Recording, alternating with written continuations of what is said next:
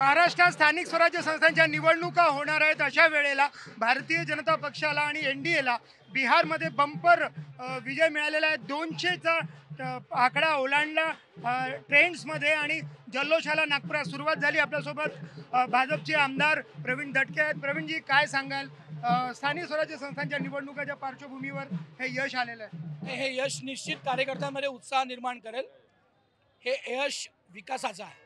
जो बिहार अतिपिछड़ा आपण करत होतो त्या बिहारमध्ये आता एक विकासाची गंगा सुरू होते आहे. डबल इंजिनचं सरकार आलं आहे आणि मोदीजींच्या आणि नितीश कुमारांच्या नेतृत्वात जे जे करण्यासारखं मागच्या 10 वर्षात होतं ते करण्याचा प्रामाणिक प्रयत्न केला आहे.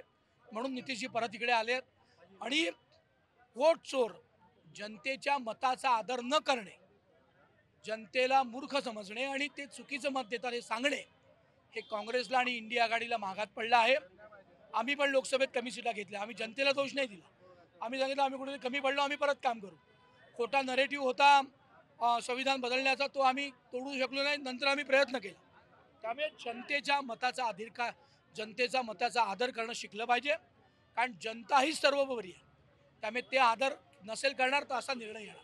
म्हणजे दुर्दैव आहे की काँग्रेस ऊर्जांमध्ये एक सीट दिसत आहे, म्हणजे AIM पेक्षा कमी दिसते आहे काँग्रेस. त्यामुळे दुर्दैव आहे. त्यामुळे लोकांच्या मतांचा आदर लोकशाहीत करावाच लागेल आणि तो केला नाही तर असा निर्णय हे लोकांनी दाखवून दिला. प्रवीणजी, एके बाजूला असं म्हटलं जातं आहे की लाडकी बहीण योजनेसारखी योजना बिहारमध्ये आणली आणि त्याचा परिणाम दिसतोय, पण दुसरीकडे हे महत्त्वाचं आहे पाहणं की 10,000पेक्षा 30,000 प्रॉमिस केलं होतं तेजस्वी आणि प्रत्येक घरात एक सरकारी नोकरी प्रॉमिस केली होती, पण त्यांचा पराभव झाला आहे. काय सांगाल? नाही, तुम्ही नोकरी करता, लोकांच्या जमिनी लाटाल, तर तुमच्यावर विश्वास कसा ठेवता येईल?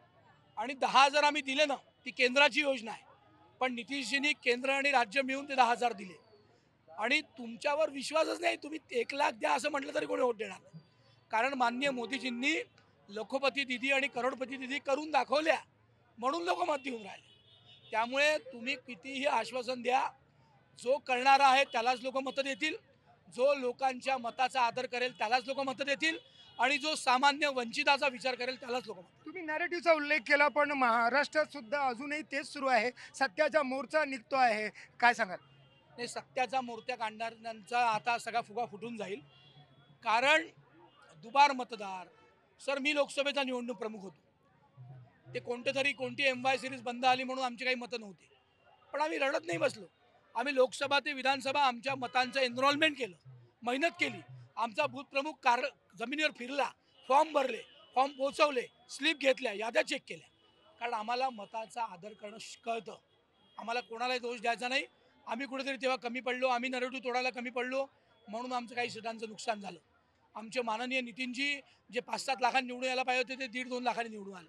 याचं दुःख आमच्या मनात होतं, म्हणून आम्ही विधानसभेकरता उत्तम काम केलं आणि आम्ही आमच्या 4ही विधानसभा नीट निवडून आणल्या. काही आमच्या थोडक्यात गेल्या, पण हे सगळं श्रेय भारतीय जनता पक्षाच्या कार्यकर्त्यांचं आहे, जे जमिनीवर काम करतात. एक शेवटचा प्रश्न, स्थानिक स्वराज्य संस्थांच्या निवडणुका होणार आहेत. नगरपंचायत, नगर परिषद घोषणा झालेली आहे. महानगरपालिका नेक्स्ट आहे, जिल्हा परिषद सुद्धा आहे. आता या विजयानंतर काय वाटतं तुम्हाला? नाही, या विजयामध्ये कार्यकर्त्यांमध्ये उत्साह आपण बघता आहात.